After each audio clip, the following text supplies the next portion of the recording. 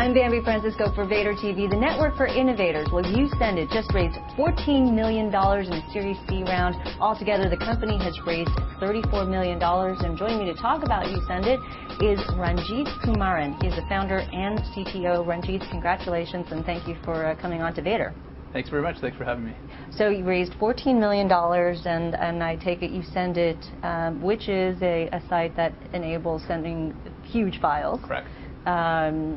I've been doing some research, and I guess you plan to grow subscriptions and develop content delivery management services. Is that correct? That's right. We've done very little inside sales, investment in inside sales and outbound marketing. We're going to do a whole lot more of that. We got up to here based on viral marketing and word-of-mouth distribution. So driving subscription is definitely number one, and continuing to invest in product and also infrastructure. And so what type of people are you going to be hiring? Inside sales folks, marketing team. We're fleshing out our marketing team right now. Everyone from product marketing to Marcom to writers, the whole gamut. Well, you have 7 million registered users, correct? That's correct. And you're adding, is it right, you're adding a couple 100,000? About 200,000 every month. Okay, and you said a lot of that is viral. Is it because your whole site is all about sharing? And correct, yeah. Right now, I'd say about 75% of our business, our paid business, comes from word-of-mouth referrals. Somebody gets sent a file, or somebody pokes their head into the IT room and says, "Hey, I see you guys are struggling with that FTP server. There's this thing called YouSendIt. You should really check it out." So we have good brand recognition, and we get a lot of referral business that way. What about the other 25%? We are starting to drive some inorganic search marketing and things like that as well. So. Okay, it's like AdWords or something AdWords like that. And banner ads, and just really starting to ramp that up, but the majority of it still comes from organic traffic. Let's talk about growing subscriptions, because that's one thing you want to do. Right now, you charge $5 to $30 a month, is that right? That's correct. So there's different payment plans. You can just supersize one file. Just basically, if there's one file that you want to add security or reach more people or add different features to, you can swipe your credit card once just for that one transaction. Or you can become a subscriber. The lowest tier of subscription, it starts at $9.99 a month, and that lets you send really big files to a lot of people with some security features and the ability to receive files, and also tracking. Tracking is also very important to our paid users. When I send a file to you, I want to make sure that you picked it up, or if I send a file to 5 people, I want to make sure the right people got it, how many times are they picking it up, have they not picked it up. So that's a very common workflow that we How many people are paying subscribers, and what's the average monthly payment? We haven't actually released that number, but you'll release it now. I'm trying to think of the numbers. Right now we're at roughly a 10 million revenue run rate, and that's we've tripled that twice in the last 2 years. Okay, and this is from monthly subscriptions, and primarily monthly subscriptions. Primarily, because sometimes they could do a one-time payment. Correct. To use your the majority of it right now is monthly subscriptions. We are going to be carving out a part of the site for people, the casual user that doesn't want to obviously pay every month. Maybe it's once every 6 months or so you want to send that big package or a secure delivery. We are going to be focusing on that going forward as well. Who's your user? Big, mid-sized media companies, producers? Yeah, great question. It's basically individuals inside any professional workflow, which is a broad range of users. But I'll call out a few. Creative professionals were one of the first large sets of paid users that we saw. They're constantly generating large files. They have clients outside their firewall. People like Carl Brown, our videographer, who does is that okay? Videographers, web designers, Photoshop professionals, folks that are generating large amounts of content, need to turn around quickly, don't have the time to burn a CD, drop it into the FedEx box, wait for it to get there.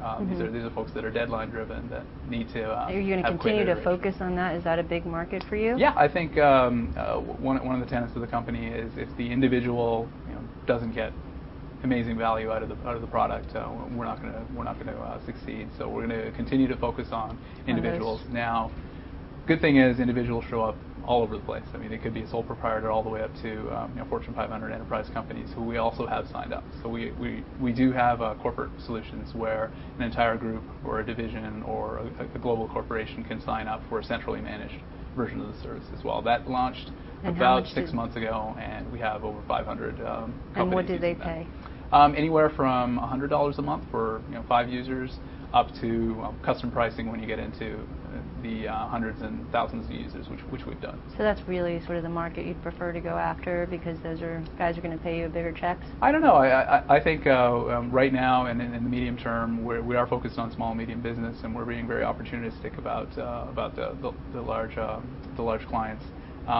They're all 100% inbounds, meaning one person will take it to a giant company, and in fact 30, 40 people, suddenly somebody in IT or a CIO will say, well, I either need to embrace this or I need to kill it, and they'll come to us and say, what solutions do you have? How can I track this and manage this? And well, that's what industries are you focused on? I mean, I could see media companies might want to deliver big files offline, and what other industries, or maybe that's the industry you're focusing on? So we try to keep the service very, very horizontal, and up till now our marketing's been very horizontal as well, because everyone generates large files eventually, and but there are some workflows that we've dove into. Creative professionals, for example. So if you look at the plugins that we offer, a lot of them are inside Photoshop or Final Cut, or other services like email. Corporate email. So we are targeting workflows in certain verticals. But very much we want to empower the individual, much like a wiki was taken to work by an individual, or IAM, or Skype. That's kind of the model that we're using, is grassroots adoption, and then critical mass brings us big customers. But you're not moving into, like, Pando was all about delivering files, or being able to deliver files, and now they're working with media companies, like Pando's working with NBC Direct to create channels deliver big files offline. Right. No, I'd say we're still focused on large file delivery, important IP, basically, mission critical documents. So the interesting thing is, the first time a user uses our service, it might be for a very large file. But during that life cycle, we see the average file size drop as they start using tracking and security and certification features and things like that. What do you think of P2P technology? I mean, Pando says that I guess Robert Levitan says that can handle a lot more, but you're betting on something else, or maybe P2P can handle more. Yeah, it's certainly one of those scalable technologies that I think for mass distribution makes perfect sense. Now, in our case, we're really powering one to few or company to company, where it's not. You don't have those spikes? Not really. No, we rarely see spikes of activity. It's an individual inside a workflow touching 5, 20 people. For peer-to-peer to really make sense, there need to be hundreds, if not thousands, of people online at the same time requesting the same content.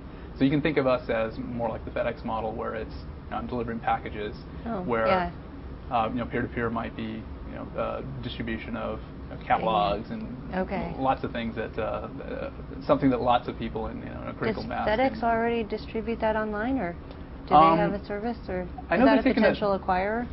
Definitely one of the companies I admire, FedEx, but and I know they've taken a couple. Acquirer? No, are they a potential acquirer? They've definitely taken a couple cracks at getting into the digital business, but it's a DNA question right now. I mean, it's what we do. And who do you see as a competitor? Well, you mentioned Pando and folks like that, and there are a lot of people that do file sharing for the masses, primarily for consumers. And we do a lot of that as well. But who are they? We use Boxnet and companies like Box, companies like Pando. They've primarily focused on kind of viral distribution inside consumers, and a lot of consumer-facing features and functions. Now, when you come back to look at YouSendIt, you'll see we put our focus on boring things like reliability, customer service, security, things like that. The lifeblood of your business. Exactly, which is mission critical to our customers. Why would we switch from Boxnet to your service? I'm not sure if you would. I know Box has focused on storage in the past and storage in the cloud. We've always been about, we want to deal with just delivering it. Delivering live content, mission critical, deadline driven content. And that's been kind of our mantra. Live content, or just content that has a short shelf life? Not necessarily short shelf life, but we expect there's going to be more iterations of it. So I may send you my straw man for a pitch, that you want to look at, and you might mark it up and send it back to me. Yeah. It's not going to stay in one place, and maybe you'll look at it, maybe you won't.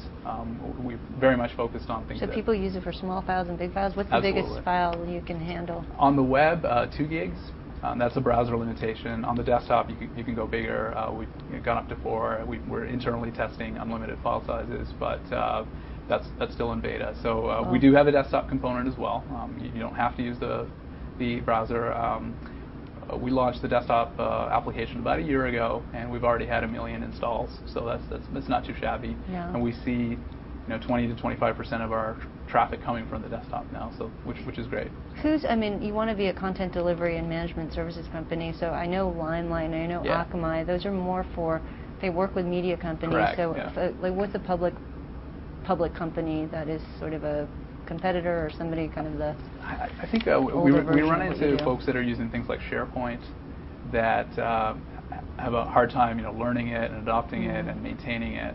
We're focused on very ad hoc workflows, so you may not use it every day for content management, but in that one project where you need to get a small group together and start iterating on things and delivering to outside the firewall, inside the firewall, that's when you're going to use us. So it's individuals, it's ad hoc. Sure. Easy to use is what we're going after. When you think of companies out there that are potential partners, potential acquirers, who do you think of? Yeah, FedEx is absolutely a great model. It's it's non-competitive. They do analog, we do digital. But they need to move into this direction. I think that's one of the waves that we're riding. But not like a Limelight or Akamai. Not really. I think we're very much an application company, whereas a Limelight or an Akamai are caching and content delivery and things like that. Okay. We do want to have that end user focus. Okay. Well, you raised $14 million. What's your valuation? I don't think I'm going to comment really? on that right now. No, not today. All right. Well, you're doing $10 million in revenue run rate. Are you profitable? When are you going to be? We could be overnight, but Sure. we're continue to invest in product and people and infrastructure. Okay. Getting back to the FedEx analogy, you need to build that fleet of airplanes before you deliver your first package, and we're still in the mode of right now. We have 3 data centers, so we pushed out our network close to our paid users in Europe, in the East Coast and the West Coast, and we're going to continue to drop infrastructure around the world to get closer to our users. Okay. Well, good luck, and again, congratulations. Thanks very much. I've been speaking with Ranjith Kumaran. He is the founder and CTO of YouSendIt. I'm Bambi Francisco.